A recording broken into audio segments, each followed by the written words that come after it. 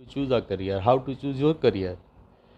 तो इसमें सबसे पहली बात ये कि हमें राइट डायरेक्शन में जो है वो सोचना चाहिए, और राइट डायरेक्शन में ही किसी कोर्स जो भी हम करना चाहते हैं, जो भी हमने अपना टारगेट किया हुआ है या गोल बनाया हुआ है, तो वो राइट डायरेक्शन में होना चाहिए। दूसरा ये होता है कि आप राइट डायरेक्शन में जाने के लिए आपको ऑनेस्ट होना पड़ेगा, आपके अंदर ऑनेस्टी होनी चाहिए, ईमानदारी होनी चाहिए। अक्सर मैं जब बच्चों से इंटरेक्ट करता हूँ या बच्चों से बातचीत करता हूँ, तो मुझे लगता है कि कहीं ना कहीं बच्चे जो हैं वो झूठ की सीढ़ियों पे चढ़ रहे हैं। तो ये झूठ की सीढ़ियाँ चढ़ना जो है वो बेहतर बात नहीं है। जब बच्चों से बात होती है तो वो ख़याली दुनिया की बात करते हैं और बहुत सी चीज़ों को एज्यूम करके चलते हैं। तो मेरा कहना है कि आपको रियलिस्टिक होना भी बहुत ज़रूरी है, बी रियलिस्टिक, और अपने बारे में जानना बहुत इम्पोर्टेंट है। होता ये है कि बच्चे अपने बारे में नहीं जानते हैं। अपने बारे में मतलब अपने बारे में जानना क्या होता है कि मेरी क्या कमज़ोरी है, व्हाट इज़ माई वीकनेस, और मेरी क्या मजबूती है, तो व्हाट इज़ माई स्ट्रेंथ, मेरे क्या गुण हैं, यानी मेरी मेरिट्स क्या हैं, और मेरे अंदर क्या गुण पाए जाते हैं, मेरी डीमेरिट्स क्या है। तो ये चीज़ें अपने बारे में जानना बहुत ज़रूरी है, और अगर आप इसे नहीं जानेंगे, इसको आप नज़रअंदाज करेंगे, इसके प्रति आप रियलिस्टिक नहीं होंगे, तो शायद आप कोई लक्ष्य निर्धारित नहीं कर पाएंगे, कोई कोर्स का चुनाव आप नहीं कर पाएंगे। और दूसरी तरफ आपको ये भी जांचना होगा, ये भी परखना होगा कि आपका जो कंसंट्रेशन पावर है, वो कंसंट्रेशन पावर कैसा है और कितना है, कितना आप कंसंट्रेट कर लेते हैं, कितना आप उजूल फजूल की चीज़ों से अलग हो करके और अपने आप को उन सब चीज़ों से दूर करके, फारिग करके, आप अपने आप को पढ़ाई के लिए, तालीम हासिल करने के लिए, अध्ययन के लिए कितना वक़्फ़ कर लेते हैं, कितना आइसोलेट कर लेते हैं उन तमाम चीज़ों से, और आइसोलेट करके आप अपना मन और अपना सारा कंसंट्रेशन जो है वो अपनी स्टडीज़ पर देते हैं, या आप अपने गोल के लिए, टारगेट के लिए कितना एकाग्रचित रहें। और कभी कभी ये भी देखने को मिलता है कि बच्चे अपनी तमाम कमियों को छुपाते हुए, जिनके माँ बाप की तवज्जो, जिनके पेरेंट्स की तवज्जो बच्चों की तरफ नहीं होती, तो हमेशा अपने बच्चों से, अपने माँ बाप से चीज़ों को छुपाते हैं। और एक चीज़ ये भी देखने में है कि झूठ बोलते हैं। तो ये अपने गार्जियन से, अपने अभिभावक से झूठ बोलना, ये भी सही बात नहीं है, और अंधेरे में रखना उनको। आप नीट के लायक नहीं है, आपका कंसंट्रेशन कमज़ोर है, और आप पढ़ाई पे तवज्जो नहीं देते हैं, आपका पढ़ने में मन नहीं लगता है, लेकिन आपने झूठ बोला हुआ है कि I can beat the NEET. तो how you can beat the NEET? No, you can't beat the NEET. तो why you are telling a lie to your parents? तो आपको अपने पेरेंट्स से जो है वो सच बोलना होगा कि अगर आप पेरेंट्स का कहीं दबाव या प्रेशर भी है किसी कोर्स को करने के लिए, तो आपको सच बोलना चाहिए कि मेरी दिलचस्पी इसमें नहीं है, या मेरा इतना कंसंट्रेशन नहीं है, मेरे अंदर इतनी स्ट्रेंथ नहीं है कि मैं इस कंपटीशन की तैयारी कर पाऊँ। तो बी रियलिस्टिक। उससे ये होगा कि आपका वक्त जो है वो ज़ाया होने से बचेगा, और आप अगर उसी रास्ते पे चल देंगे तो शायद आपके 1-2 साल बर्बाद हो जाएंगे, ज़ाया हो जाएंगे, और फिर आप वहीं पर खड़े होंगे जहाँ से आप चले थे। तो जब आप सच बोलेंगे, रियलिस्टिक होंगे, और अपने माँ बाप से, अपने पेरेंट्स से कोई बात नहीं छुपाएंगे, तो हो सकता है कि वो आपका टाइम सिक्योर हो। टाइम बहुत इम्पॉर्टेंट है लाइफ में। सारा खेल और सारा गेम कहा जाए तो वो टाइम का है। टाइम को बचाना है आपको, अपने करियर। आप एक तो मैं जहाँ की बात कर रहा हूँ, उत्तर भारत के राज्यों की, हिंदी पट्टी के राज्यों की, वहाँ पर ये बहुत इम्पॉर्टेंट है कि आप टाइम के बारे में सोचें। वहाँ समय के बारे में इन लोग नहीं सोचते हैं, वक्त पर वक्त, समय पर समय बर्बाद करते हैं। कई लोग जो हैं वो ऐसे कोर्सेज़ में एडमिशन ले लेते हैं कि माँ बाप का पैसा भी बर्बाद होता है, काफ़ी मोटी फ़ीस भी वो लोग भर देते हैं और उसके बाद वो कोर्सेज़ छोड़ देते हैं। 2 साल करा और पता चला छोड़ दिया, या फिर वो कोर्स मुकम्मल नहीं कर पाते, कंप्लीट नहीं कर पाते वो कोर्स, और फिर वो लास्ट ईयर में उनकी सप्ली आ जाती है और 4 साल का कोर्स वो 6 साल 7 साल लग जाते हैं, लेकिन वो कोर्स मुकम्मल नहीं हो पाता, कंप्लीट नहीं हो पाता है। तो इतने बिटर एक्सपीरियंस से बचने के लिए ज़रूरी है कि आप रियलिस्टिक हों। रियलिस्टिक होना बहुत ज़रूरी है करियर को चूज़ करने के लिए।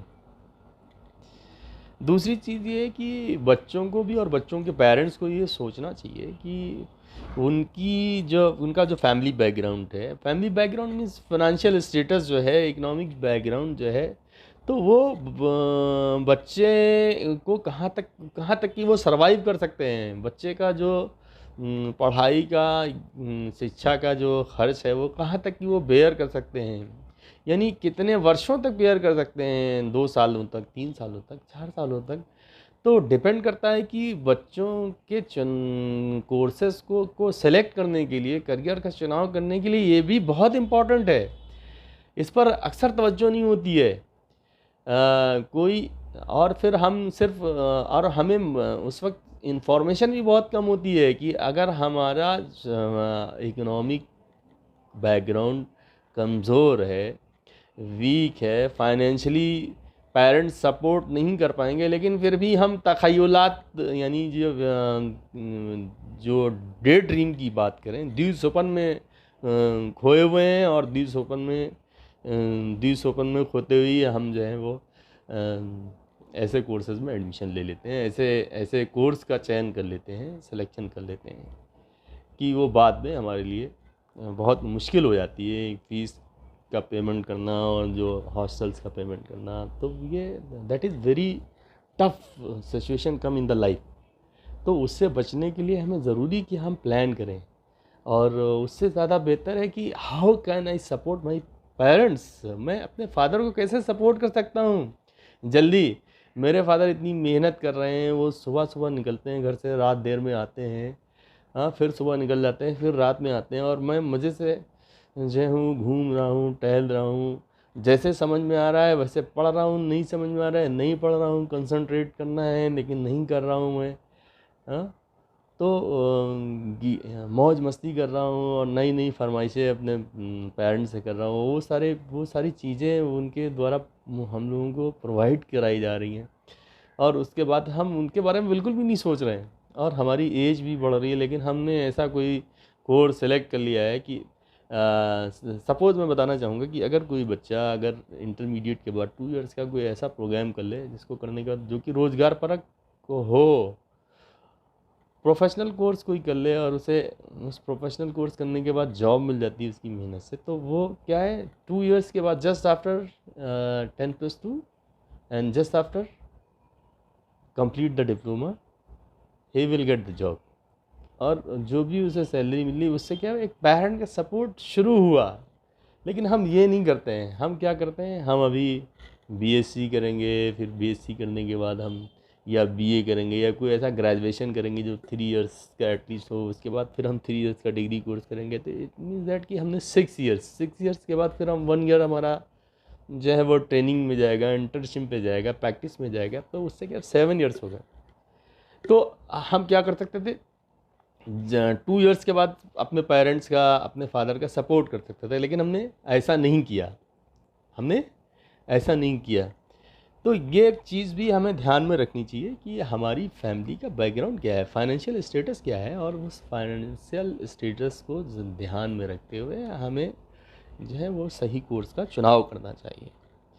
एक बात और मैं कहना चाहूँगा कि जब आपकी तबीयत ख़राब होती है तो आप क्या करते हैं, आप डॉक्टर के पास जाते हैं और डॉक्टर से आप कंसल्ट करते हैं, और फिर उसके प्रेस्क्रिप्शन पर आप मेडिसिन लेते हैं मार्केट से, और उस मेडिसिन को जब आप लेते हैं तो अब आपको फ़ायदा होता है, आपकी जो बीमारी है वो ठीक होती है। लेकिन हम जब करियर की बात करते हैं या करियर को चूज़ करने की बात करते हैं तो हम उसमें ऐसा नहीं करते हैं। हम उसमें ये देखते हैं कि शर्मा जी का बेटा क्या कर रहा है, वर्मा जी का बेटा क्या कर रहा है, पांडे जी का बेटा क्या कर रहा है, मिश्रा जी का बेटा क्या कर रहा है, मेरे पड़ोस का बेटा क्या कर रहा है, मेरे अंकल का बेटा क्या कर रहा है, जो सब लोग कर रहे हैं उसी भेड़ चाल में हम भी शामिल हो जाते हैं।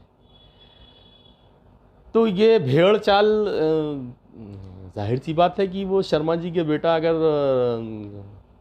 पुलिस में उसे जाना है और वो रोज़ाना उठ करके 100 मीटर की दौड़ लगा रहा है और वो 1 साल से कर रहा था, लेकिन आप देखा उसको बहुत बाद में।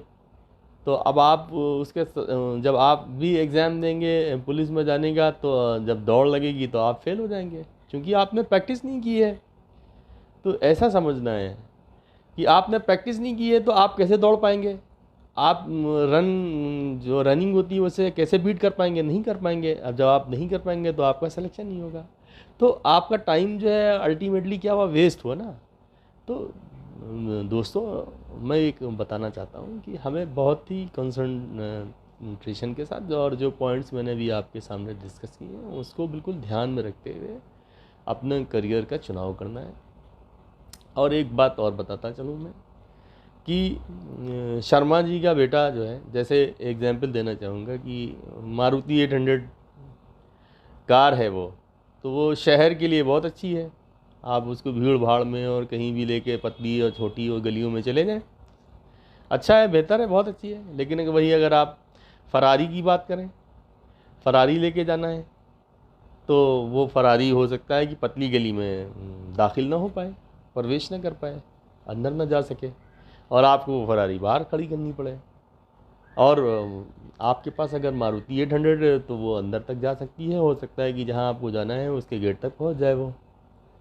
तो कहीं कहीं कोई चीज़ अच्छी होती है, और फिर अगर आप उन्हीं दोनों को आप एक्सप्रेस वे पे लेके निकलें और आपको 200-300 किलोमीटर का सफ़र तय करना पड़े, तो फिर वहाँ पर क्या अच्छी होगी, फरारी अच्छी होगी, मारुति 800 अच्छी नहीं होगी। लेकिन इसका ये मतलब नहीं है कि मारुति 800 अच्छी ही नहीं है, फरारी ही अच्छी है, ऐसा नहीं है। मारुति 800 का जहाँ काम था वहाँ मारुति 800 अच्छी थी, जहाँ फरारी का काम अच्छा हो सकता है वहाँ फरारी अच्छी है। तो आप, ये आपके ऊपर डिपेंड करता है कि आप क्या ले सकते हो, आपकी कैपेसिटी क्या है, आप मारुति 800 खरीदने की कैपेसिटी में है या फिर फरारी खरीदने की कैपेसिटी में है। तो ये आपको आपके ऊपर डिपेंड करता है। तो करियर कोर्स कोई भी ख़राब नहीं होता है, सारे कोर्सेज अच्छे होते हैं। ये डिपेंड ये करता है आपका इंटरेस्ट किस में है, आपकी रुचि किस में है। या अगर आपकी रुचि इंटरेस्ट नहीं है, आपको कोई कोर्स डायग्नोस किया गया कि नहीं आप ये कर लीजिए, तो फिर आपकी सारी रुचि और आपका सारा इंटरेस्ट और आपकी सारी एनर्जी, आपकी सारी ऊर्जा उस कोर्स में लगा देनी चाहिए, खपा देनी चाहिए उसको कंप्लीट करने के लिए। और उसके जो भी उसमें जो भी अपॉर्चुनिटीज़ हैं इन फ्यूचर, उन सारी अपॉर्चुनिटीज़ को सर्च आउट करना चाहिए, देखना चाहिए कि क्या क्या अपॉर्चुनिटीज़ हैं और कहाँ कहाँ इससे रास्ते खुलते हैं।